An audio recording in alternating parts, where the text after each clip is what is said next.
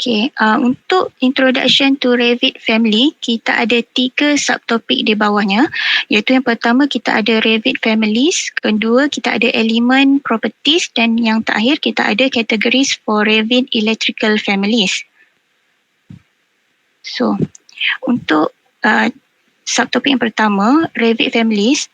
So, bila kita sebut Revit families, di dalam perisian Revit, komponen elektrik kita namakan sebagai families. So, apa tu family? So, family adalah a group of element yang mempunyai beberapa set yang dipanggil parameter. Okey, so setiap komponen elektrik yang dibangunkan dipanggil family dan bagi family tersebut kita ada parameter-parameter yang telah ditetapkan, which is parameter ni adalah berkaitan dengan maklumat-maklumat yang kita perlukan untuk model elektrik. Okey.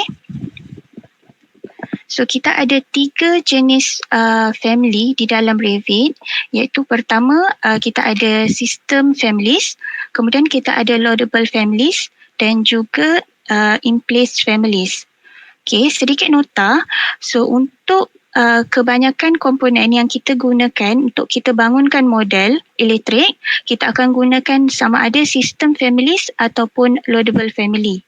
Okay, kemudian loadable family ni pula adalah family yang kita import ke dalam model elektrik dan kita create loadable family ni sama ada menggunakan nested ataupun shared family. So detail untuk loadable family kita akan belajar next bila ada latihan guided loadable family. Okay, and then kemudian untuk non-standard atau custom element ataupun kita panggil sebagai in-place families, iaitu family unik yang kita bangunkan khas untuk sesuatu projek sahaja. So untuk sistem family ni, sistem family ni kebiasaannya adalah elemen yang kita pasang semasa construction. So contoh sistem family yang ada untuk disiplin elektrik ni adalah cable tray, trunking dan juga conduit. Okay, so untuk cable tray dan juga trunking di dalam families, di dalam Revit, kita hanya akan menggunakan kita akan gunakan sistem dipanggil cable tray untuk cable tray dan juga trunking, dan untuk conduit kita akan gunakan sistem conduit di dalam Revit. So sistem family ni adalah family yang dah siap ada di dalam Revit, perisian Revit, dan kita tak perlu import ataupun kita tak perlu load ke dalam Revit untuk kita gunakan komponen tersebut di dalam model kita.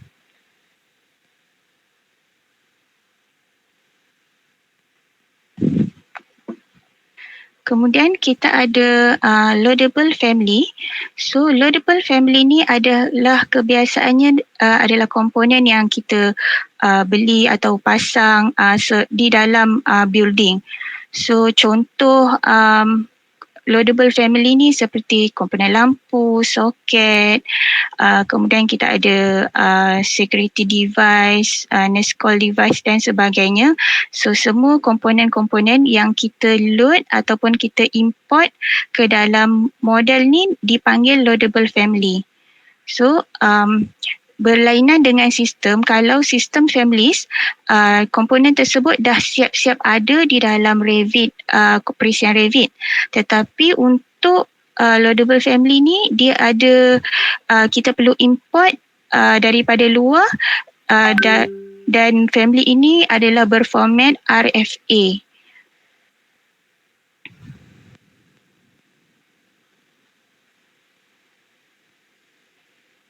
So loadable family ni dia apa-apa saja loadable family yang kita akan bangunkan, kita perlu rujuk kepada katalog supaya komponen yang kita bangunkan tu betul-betul mengikut saiz sebenar. So bila kita tengok dekat model, komponen tersebut akan menunjukkan keadaan sebenar di tapak lah, macam mana keadaan komponen tu berada. Kemudian kita ada jenis yang ketiga, iaitu in-place families. So in-place families ni adalah komponen elektrik yang unik di mana kita create komponen ni di dalam sebuah projek yang kita sedang bangunkan. So berlainan dengan sistem families memang ada dah kita terus guna. Kemudian loadable families adalah komponen yang kita masukkan, tetapi in place families ni, family ni kita bangunkan ataupun kita memang create di dalam model yang kita bangunkan.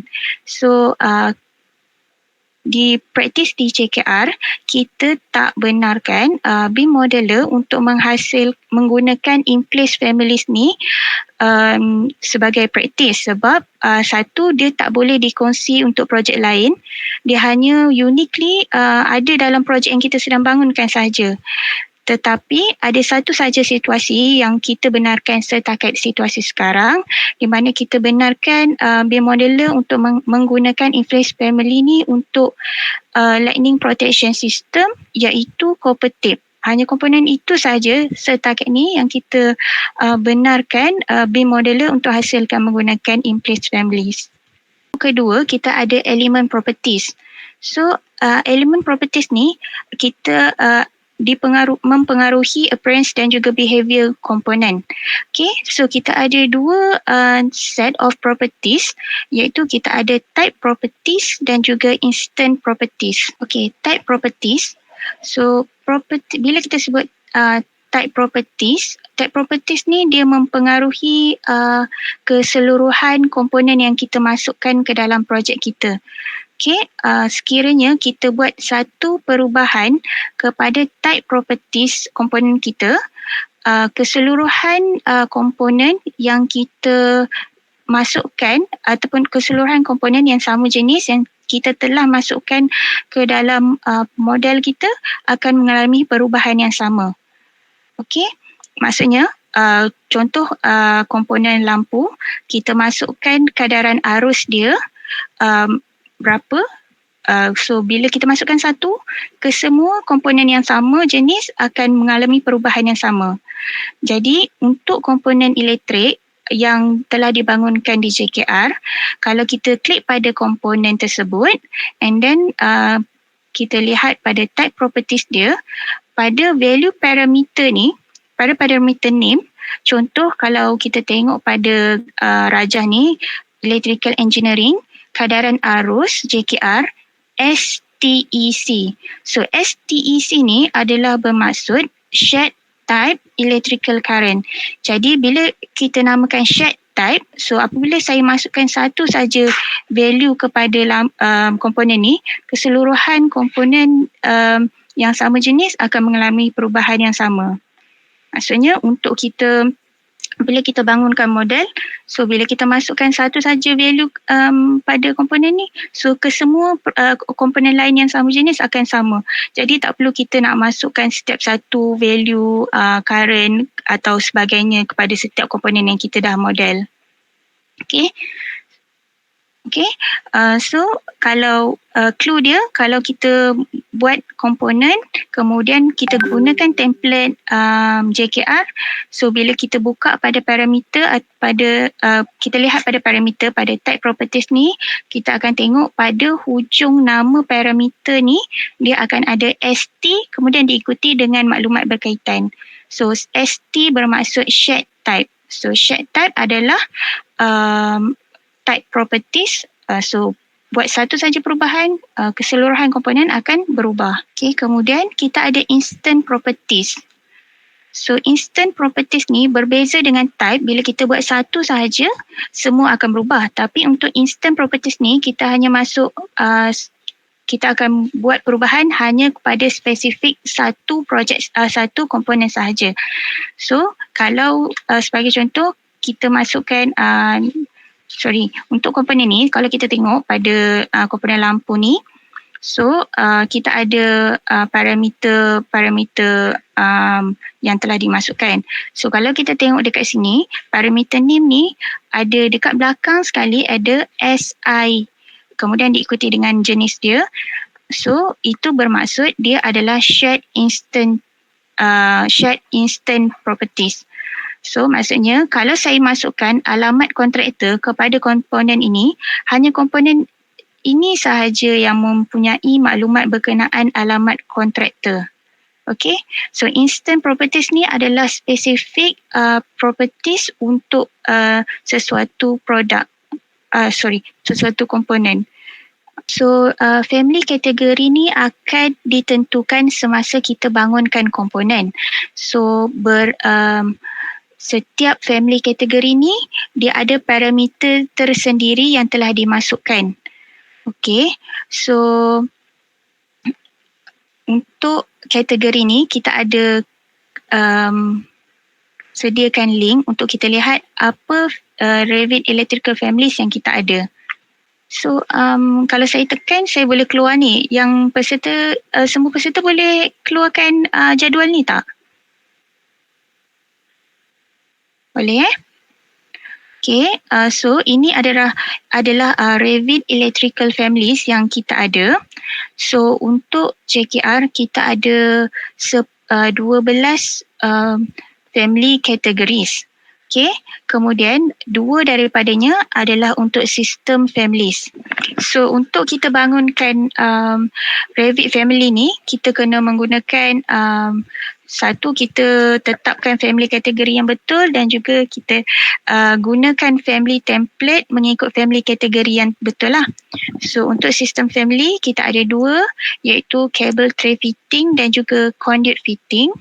Okay, so untuk cable tray fitting, komponen yang ada berada di bawah cable tray fitting ni, kita boleh bangunkan trunking, underfloor trunking dan juga cable tray. Kemudian untuk conduit fitting, kita ada untuk komponen conduit. Kemudian daripada 3 sehingga 12 adalah family kategori untuk loadable family. Okay, untuk kita ada pertama communication device ataupun singkatan COM-DV. So di bawah komponen-komponen yang berada di bawah communication device ni adalah PA system, AV system, SRS system, QMS, SMA TV system, conference system, master clock system, video dan intercom system. So ini adalah antara komponen yang berada di bawah communication devices. So tak semestinya apa yang kita list ini, kemungkinan ada lagi komponen lain yang boleh berada atau di bawah communication devices. So untuk kita bangunkan Revit families, untuk communication devices ni bergantung kepada komponen. Host dia tu adalah bergantung kepada jenis komponen. So untuk PA system AV kita akan menggunakan face, base. So semua jenis host template ni kita akan terangkan sebentar lagi. Okay. Kemudian untuk data devices, so contoh komponen adalah server, telecommunication closet, data point, access point dan juga network point. Okay, kemudian kita ada electrical equipment, so genset, transformer, switchboard, switchgear, equipment rack, consumer unit dan meter TMB diletakkan di bawah electrical equipment. Kemudian untuk electrical features, kita ada komponen switch socket outlet, SSO. Kemudian kita ada isolator, underfloor socket, data, telefon atau sebagainya. Kemudian kita ada fan, scanner, metal detector, X-ray viewer, lightning protection system. So semua komponen ni diletakkan di bawah electrical feature. So apa-apa komponen selain daripada ini yang berkaitan juga dimasukkan di dalam electrical features. Kemudian untuk fire alarm, setakat ni kita ada 2, iaitu fireman switch dan juga fireman intercom system. Kemudian untuk lighting devices, kita ada switch dan juga pull cord switch. So apa-apa berkaitan switch, semua diletakkan di bawah lighting devices. Kemudian untuk lighting features, segala jenis lampu yang kita akan bangunkan akan diletakkan di bawah lighting features. Kemudian untuk nurse call devices, bagi contoh kita ada headbed, button, nurse call system. Kemudian untuk security devices, kita ada card access, CCTV, bomb gate. Kemudian di terakhir kita ada telephone devices. Contoh komponen yang ada seperti PABX, MDF, OIDF, DP, public phone, telephone point, fax point. Okay, dan kita juga ada sekiranya komponen kita ni adalah tidak ada family kategori ataupun kita belum tahu lagi, so kita boleh menggunakan dulu generic model untuk bangunkan komponen tersebut. Okay, kemudian kita ada parameter. So parameter seperti yang saya cakap sebelum ni, so parameter ni adalah berkaitan dengan maklumat komponen ataupun projek yang kita masukkan ke dalam model kita. So parameter ni boleh kita keluarkan pada properties palette ataupun pada type properties dialog di dalam Presian Revit. Okay, so bila kita buka Presian Revit nanti kita akan nampak lah di mana properties palette, di mana type properties berada. Okay, untuk parameter ni kita ada 3 jenis parameter, iaitu yang pertama kita ada project parameter, family parameter dan juga shared parameter. So project parameter, so parameter project parameter ni adalah parameter yang berkaitan dengan maklumat projek yang kita sedang bangunkan. So project parameter ni tidak boleh dikongsi dengan projek ataupun family yang lain. So project parameter ni nanti kita akan gunakan apabila kita bangunkan model, kita akan keluarkan pada scheduling, sorting dan juga filtering pada projek. So contoh pada project info, kita boleh lihat pada project information, so semua parameter yang ada ini adalah project parameter. So antara contohnya kita ada maklumat mengenai pengarah kanan, pengarah, ketua penolong pengarah dan sebagainya. So semua parameter yang berada di bawah project information dikira sebagai project parameter. Okay, kemudian kita ada family parameter. So family parameter ni dia dikawal bergantung kepada maklumat family ataupun komponen yang dimasukkan.